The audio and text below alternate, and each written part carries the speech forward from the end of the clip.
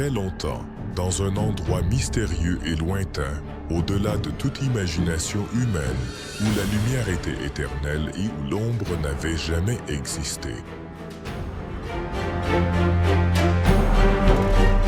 Dans ce royaume de perfection, où l'harmonie était absolue, un écho d'obscurité est apparu.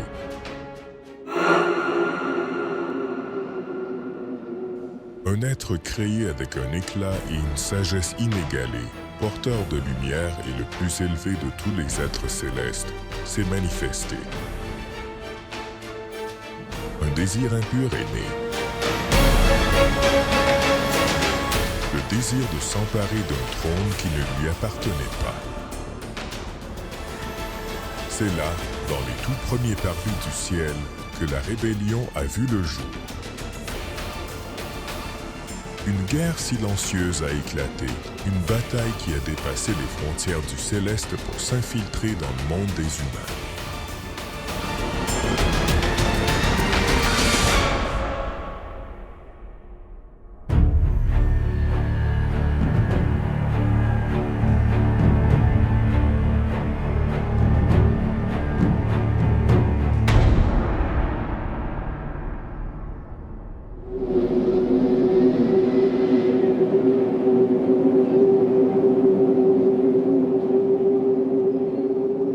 Tout ce qui est sombre n'est pas né ici. Le premier non à l'amour n'a pas eu lieu sur la terre. La fissure a commencé là où personne ne s'y attendait. Là où il y a de la liberté, il y a la possibilité de dire oui ou non. Et la Bible dit clairement que Dieu est amour, pas un contrôleur. Celui qui n'aime pas n'a pas connu Dieu, car Dieu est amour.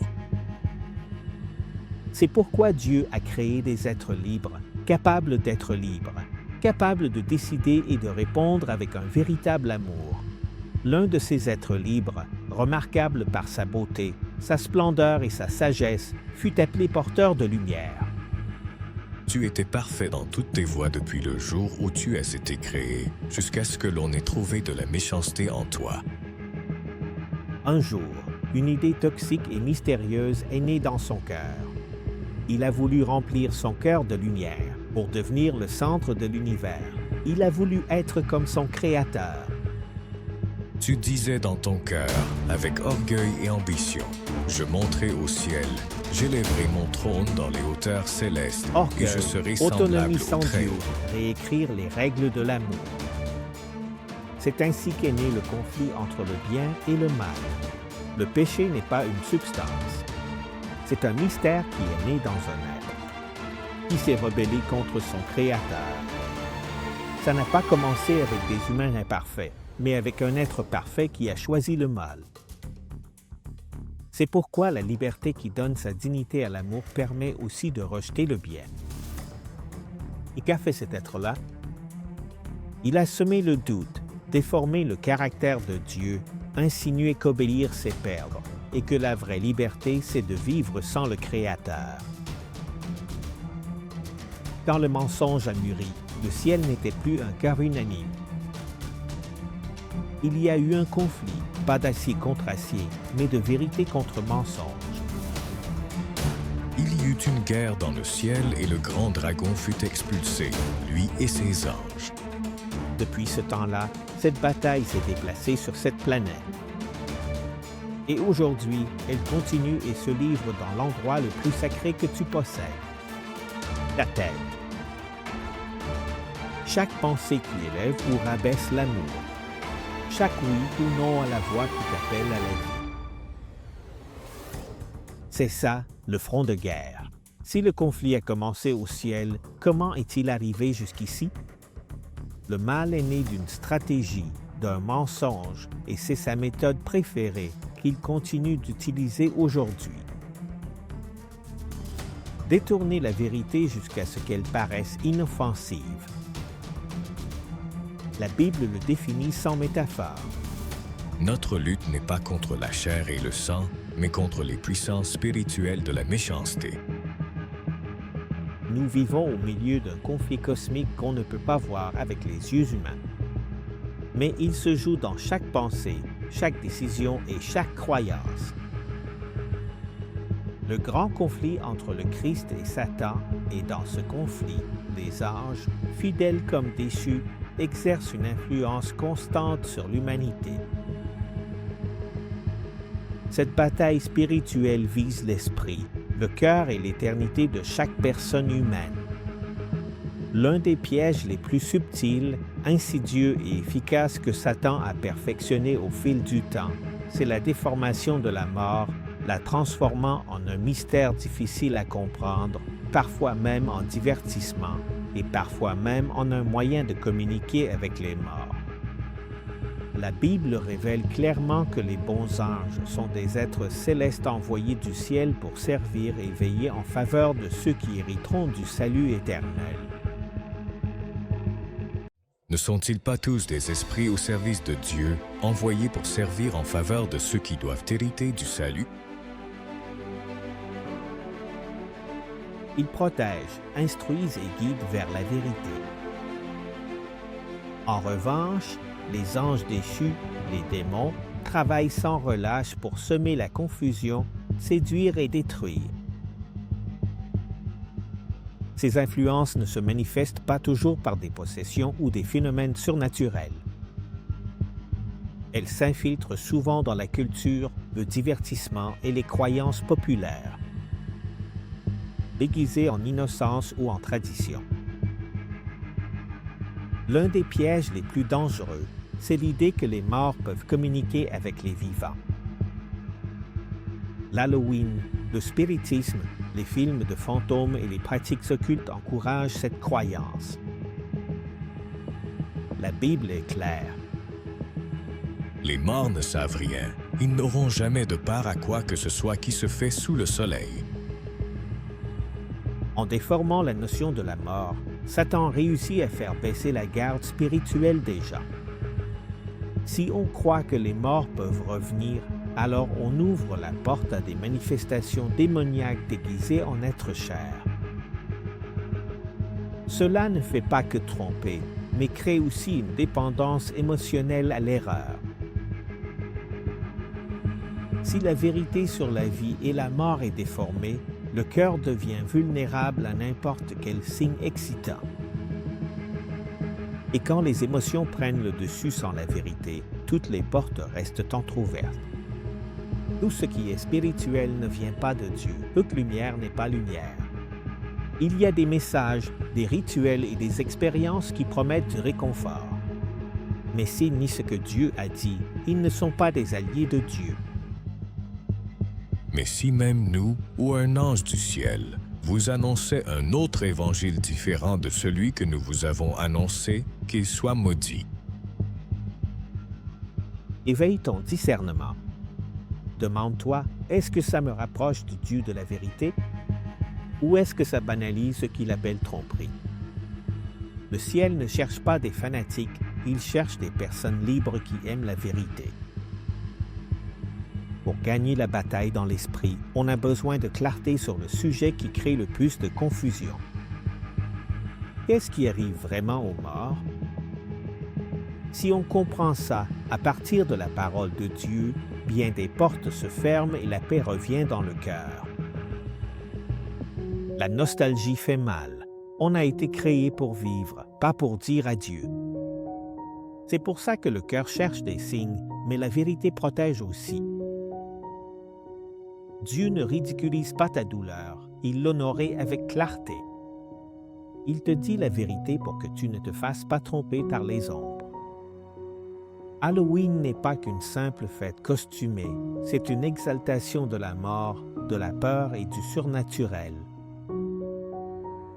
En y participant, même de façon symbolique ou indirecte, la sensibilité spirituelle s'affaiblit progressivement et ce que Dieu appelle abominable se normalise peu à peu. Paul exhorte. Ne participez pas aux œuvres infructueuses des ténèbres, mais plutôt dénoncez-les. Éphésiens 5:11. Dans une culture saturée de divertissement, de symboles sombres et de célébrations qui glorifient la peur, il est facile de négliger l'impact spirituel que certaines festivités ont sur l'esprit humain. L'Halloween, en particulier, a été normalisé comme une fête innocente remplie de costumes et de bonbons. Cependant, derrière sa façade ludique se cache une exaltation du macabre, de l'occulte et de l'antinaturel. D'un point de vue chrétien, cette célébration représente une porte ouverte à des influences spirituelles qui déforment la perception de la vérité, du caractère et de la réalité, de Dieu et du but de la vie. Satan n'a pas besoin de posséder des corps pour exercer son influence. Il lui suffit d'infiltrer des idées, des images et des émotions qui détournent l'attention de l'Éternel. L'Halloween, avec son accent sur la mort, la terreur et le surnaturel, plonge enfants et adultes dans une atmosphère qui banalise le péché et normalise le contact avec l'occulte. La Bible nous avertit. Qu'on ne trouve pas chez toi quelqu'un qui pratique la divination, ni qui consulte les morts, car c'est une abomination pour l'Éternel. Célébrer Halloween n'est pas simplement un choix culturel, c'est une affirmation spirituelle. L'esprit humain a été conçu pour contempler la beauté, la vérité et le sacré. Les festivités qui glorifient la peur et la mort sont incompatibles avec l'appel à être lumière au milieu des ténèbres. Jésus a dit : « Vous êtes la lumière du monde. Que votre lumière brille ainsi devant les hommes. » Les chrétiens sont appelés à discerner et non à suivre le courant culturel. Paul exhorte. Afin que Satan ne prenne aucun avantage sur nous, car nous ne sommes pas ignorants de ses manigances. Et il est également indiqué. Tout ce qui est vrai, tout ce qui est honorable, tout ce qui est juste, pensez à cela. Dieu façonne le jugement, pas le fanatisme. Les armes de notre combat, puissantes en Dieu pour renverser des forteresses, break time égale 0.5 S, renversant les raisonnements et amenant toute pensée captive à l'obéissance au Christ. Ce texte, il ne parle pas de se battre contre les gens, mais contre les idées qui s'opposent à la vérité. Le combat spirituel est réel et chaque esprit est un champ de bataille. Les bons anges combattent pour notre salut, les mauvais pour notre damnation. La distorsion de la mort est une stratégie efficace de l'ennemi, mais la vérité de Dieu est plus puissante. En rejetant les faits qui glorifient l'erreur et en remplissant notre esprit de la lumière de la parole, nous nous alignons avec l'armée céleste qui lutte pour notre rédemption. Refuser l'Halloween, ce n'est pas du fanatisme, c'est du discernement. C'est reconnaître que Satan ne se présente pas toujours comme un monstre, mais parfois comme un ange de lumière, transformant et déguisant le mal en amusement. Satan lui-même se déguise en ange de lumière. Toile d'araignée jolie, même poison, séances comme la Ouija, le tarot, l'horoscope, les nettoyages, les rituels de bougies, le jeu du maillet, les défis viraux, les lectures énergétiques, les films, les vidéos paranormales. Si tu consultes les morts ou des forces, ça ne vient pas de Dieu. Tu n'es pas faible parce que tu ressens de la curiosité. Tu es humain, mais tu es libre quand tu choisis la vérité. Coupe le fil avant qu'il ne devienne un filet. Beaucoup de ceux qui avaient pratiqué la magie ont apporté leurs livres et les ont brûlés devant tout le monde. Et après avoir calculé leur valeur, ils ont trouvé que cela faisait 50 000 pièces d'argent. Je propose un plan de sortie en 3 étapes pratiques. Rompre les accords. Renoncer de votre bouche à toutes les pratiques. Et objets liés à l'occulte. Acte 19, verset 19. Comblez le vide. Abandonnez votre esprit à la parole. Par exemple, lisez Jean 14 en entier et 1 Thessaloniciens 4 cette semaine. Priez en indiquant votre nom et votre adresse. Seigneur Jésus, je remets mon esprit entre tes mains. Je ferme toute porte à la tromperie. Remplis-moi de ton esprit et de ta paix. Jésus n'est pas venu pour t'effrayer, il est venu pour te libérer. Sa croix démasque le trompeur. Sa résurrection garantit les retrouvailles au dernier jour. Il t'offre la vérité pour penser, le pardon pour guérir et l'espoir pour vivre. Ne tombe pas dans le piège de la messe pour les morts en protégeant notre esprit et celui de nos enfants. Nous choisissons la vie plutôt que la mort, la vérité plutôt que la tromperie et la sainteté plutôt que la culture.